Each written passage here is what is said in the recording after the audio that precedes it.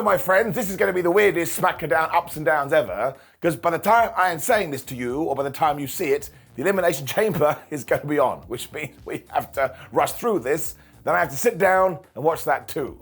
I mean, somebody once said there's too much wrestling, and I don't know what they're talking about. But we shall get right into it, and what the hell was the start of this show? Because we saw a bunch of superstars turn up to the arena, but there was no time in the corner like WWE has been doing. It just said earlier tonight. The flub am I meant to do with that? Bianca Belair also decided she would like to watch some wrestling, so she came to the ring. This was the commentators were like, do you know, well, we should talk about time zone. I love a time zone. And if I were you and you want to watch a PLE soon, I'd definitely check your damn time zone. It also meant that we were going to do Tiffany Stratton versus Liv Morgan, because of course they are going to clash in the chamber. This is just the kind of thing we do. Tried to get the upper hand by being an asshole, but Liv Morgan was having none of that. And as soon as she did smack Stratton, Stratton was like, you know what? I'm going to go out on the outside and regroup. And this did work, because she all of a sudden applied a chin lock. It's the first time I thought about this. I was like, damn, she's going after her chin. What exactly is she planning to do? Sadly, Tiffany made the mistake that lots of superstars have made recently, because she started to trash talk. Liv was like, these words hurt my feelings. She punched Stratton right in the face. And once again, this makes perfect sense. You go after my chin, and I'll go after your nose. Morgan also hit a code breaker as Tiffany went for the prettiest moonsault ever, but when she missed that, Liv kind of did this sunset powerbomb thingamajig. Some people are going, oh man, they didn't do that very well. I liked that it wasn't as smooth as possible. It made it look more real. It also meant eventually they found themselves back on the outside when Tiffany just decided, I don't like you commentating on my match, Bianca. And she slapped her right around the face. And of course, as we know, Bianca has an anger management problem. She tried to get in the ring. The ref was like, no, you're not allowed. And then what was happening in the squared circle? Liv Morgan had a visual pinfall, but the official didn't see it. Damn it. Stratton took advantage of this straight away because she booted Liv right into Bianca Belair when she hit the most devastating move in sports entertainment, the surprise roll-up. And she stole the 3. So maybe this is a tease for a WrestleMania match we do not know, although it's probably a tease more so for the Elimination Chamber. And listen, Tiffany obviously is still finding her feet on the main roster, but she's going to be perfectly fine. She totally gets it.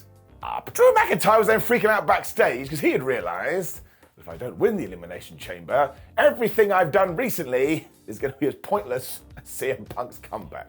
I was like, Drew, you're a terribly hilarious person. This is when Bobby Lashley walked in though, and he was doing it too, because he was like, Drew McIntyre, remember when I beat you at WrestleMania 37? He walked off. What a troll. We then had another video for the brand new tag team of Ashante the Adonis and Cedric Alexander. And if you can believe this, elements of this were goofy wrestling for life, because they were trying to pick their ring gear. Now I think this is very smart, because we know they can go in the ring, but if you give them some personality too, my word, it may just work. We also cut straight to the bloodline after this, where Jimmy Uso was just being the best person ever. Like, wait, did you see what we did on Raw? When Roman turned to him and was like, well, who gave that order? You tell me right now. Of course, Jimbo's the biggest snitch in the world. It was like, it was Paul Heyman. It was Paul. And Reigns was so disappointed he did this. When he was like, of course it was me. I give the orders out here. The small part of me, this part right here, was like, did he give the order? Or maybe it came from somebody else. He's trying to save face. Very handily, this is where Paul Heyman walked in and was like, listen, Mike, do you want me to go and get Grayson Waller? And Roman said yes. We'll get back to this later. Which is when Bron Breakker proved to everyone why he's going to be a major success on the main roster. Because he was taking on Dante Chen from NXT. And at one point, he hit the rope so damn fast for that Steiner line, I was a bit like, right, that's it. No wrestler is ever allowed to run the ropes again, because you can't do it as good as this guy. You can't do that. You break wrestling. He also hit that wonderful spear, so he's basically taken everything he was doing on NXT and he's broadcasting it to the world. And seriously, if this guy doesn't main event WrestleMania one day, well, I'm not going to do anything about it. What do I care? Still enjoying wrestling, but he should go on to become a massive deal. It is getting it up. You should watch it. It's kind of hilarious. Kayla Braxton was then with the Judgment Day. I mean, they're never happy. This is because Finn Balor and Damian Priest thought it was hilarious that the new Catch Republic even have a tag team match at the pay-per-view premium live event. Mostly because that Star Wars movie sucked. Damian especially was upset here, so he told Dominik, Mysterio and JD McDonagh, you need to go out there right now and sort them out. Which they didn't do. Whoops. Before we got to that though, we were backstage with the LWO when Elektra Lopez walked in and the Lowo, whatever the hell you want to call them, they just let her talk when, surprise, surprise, Santos Escobar was here and his team wiped them all out. Now, Santos was also like, oh man, this is just getting going. I was like, Escobar, bro, this has been going on for a long ass time. I don't really know what we're going to do next. But yes, back in the ring, we did have the Condom and JD McDonagh taking on Tyler Bate and Pete Dunne.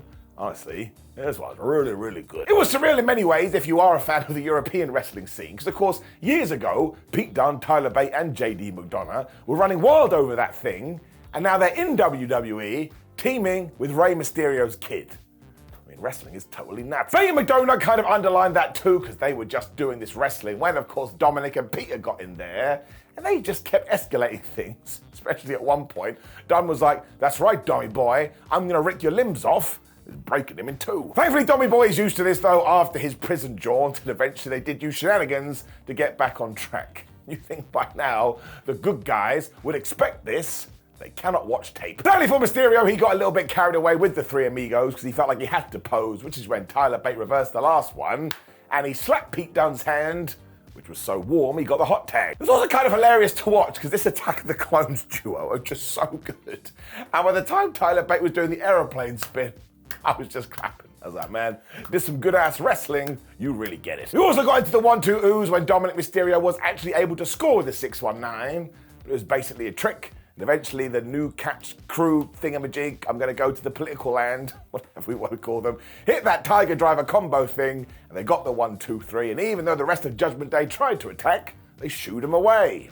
They got it. So of course, this is just to try and plant seeds in your head that maybe, just maybe, the Judgment Day will lose their tag team titles, but they won't, nor should they. We should hold that off to WrestleMania. But not only am I going to give this an up, but I'm also going to introduce a brand new feature here, 2 ups and downs, called The One to Watch, where I would just pick something random throughout a show, and if you've only got time to watch one thing, you should choose that.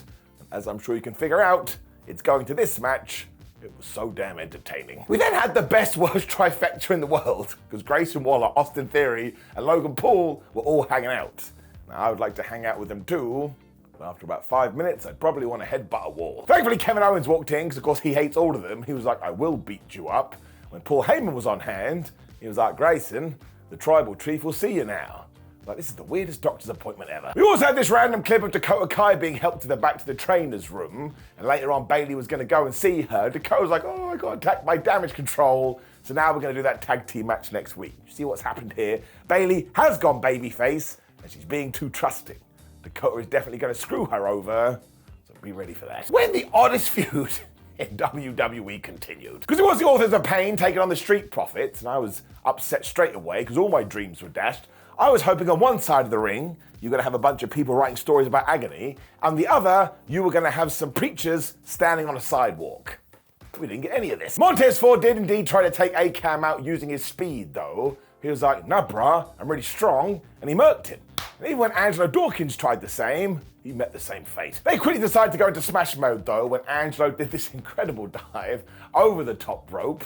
This was when I had a moment. I was like, man, last year I kind of feel like the Street Profits had more momentum than this. We need to bring it back. The commercial break also screwed Ford over completely because he was just being wrecked by the Authors of Pain when we did return, but eventually he took a med pack, he got the tag to Dawkins, and they were able to do that blockbuster thing for a 1-2-ooh. Around this time as well, Karrion Kross, Scarlett and Bobby Lashley just started fighting on the outside, and I think they only did this because of Pavlovian conditioning. It's like, well, this is what all the other wrestlers do. I don't want to be left out. Let's go. It really went bad for Bob, though, because eventually Karrion got a chair and he whammed his arm right into the ring post. Now, look, this could be quite clever because it now does give Bobby Lashley an out if he loses the Elimination Chamber. Because do you know who likes taking advantage of situations? Drew McIntyre. It sort of sent everybody crazy, too, so the AOP were able to hit that powerbomb finish they do and get the 1-2-3. Again, it was a distraction. It just felt a little bit meh. With that said, however, the match was super fun. I like that arm spot if I do get it right, so it's going to get an up. But yeah, the feud in general, well, it's lost me. And look, if you're having a great time, that's awesome, because not all wrestling can be for everyone. When it comes to this bald idiot, give it a down. We then got a massive tease, because Grayson Waller was in the Bloodline's dressing room, and Roman told him, "I have something to say, but only you can hear it." Which is when the camera cut off. I mean, you should have continued filming. So, of course, we're going to have to tune into the pay-per-view premium live event, which is happening right now. But look, I was able to figure it out. I'm an investigative journalist. I bet Roman said to Grayson, do you know who threw the pie at Kevin Owens? Of course it's not that, but I bet it's one of two things. Either A, Roman Reigns has gone to Australia, because don't forget, all this week Triple H has been like, listen, The Rock isn't here, please don't expect him. We never said that about the head of the table. Or two, the Grayson Waller effect is going to end with some kind of impromptu tag team match. And you already know this, because you're in the future. Or am I in the past? I don't know. Drew was also then headed to the ring for the main event when he decided to be a dick to Bobby Lashley because he saw him get intended to and he was like, oh, I'll go and pray for you. So that's it. Somebody give McIntyre a medal. It also meant it was him versus LA Knight in the main event, and of course it ended in a no contest. I would have put my life on this. It's just something WWE loves to do. It was very fun though, because McIntyre just headbutted Lar at the start of this when he fell out the ring, which is when I think word must have got around to the rest of the Elimination Chamber competitors, because Kevin Owens was here and he had a chair, and then Logan Paul turned up. It was like they were totally amazed. Wait, what? Two of the people in the chamber are having a match? Well, I better go. The major problem though, of course, is that KO did do some commentary, and when LA Knight and Drew McIntyre got too close, Drew grabbed Lar, he threw him into Kevin Owens, when Owens was like, that's it, I'm mad. He attacked Drew. So yeah, this was a no contest. But technically Drew McIntyre won because the DQ would be in his favor. Logan Paul also made sure to get involved here when Bobby Lashley ran out, even though he does have a gammy arm. But Drew McIntyre was still able to smash some claymores, so he stood tall when Randy Orton teleported down from the Starship Enterprise, RK out of nowhere, SmackDown done. Now that did kind of intrigue me a little bit, because if it's not Drew going to win the thing, it would be Randy. Look, I know WWE has done this finish 1,000 times before, but given they did have an event like 12 hours later, you may as well just do it. I also thought at one point it was weird The Rock didn't appear in the backstage segment, because of course this SmackDown was filmed right after the one he was on, and then we got told he's going to be live on this Friday's show, so I can't get mad at that. So yes, the main event is going to get an up, SmackDown Overall 2 is going to get an up. It was a little bit lackluster, but it did the deal. Now we must end, because I've got to go watch that. Also, click the video on the screen, which will be probably AEW ups and downs, even though you probably don't care about that right now, because that's just how the way the world works. Like the video, share the video, and subscribe. Leave a comment, watch some wrestling. Somebody calm down all of these shows. I'll see you in about 8 hours.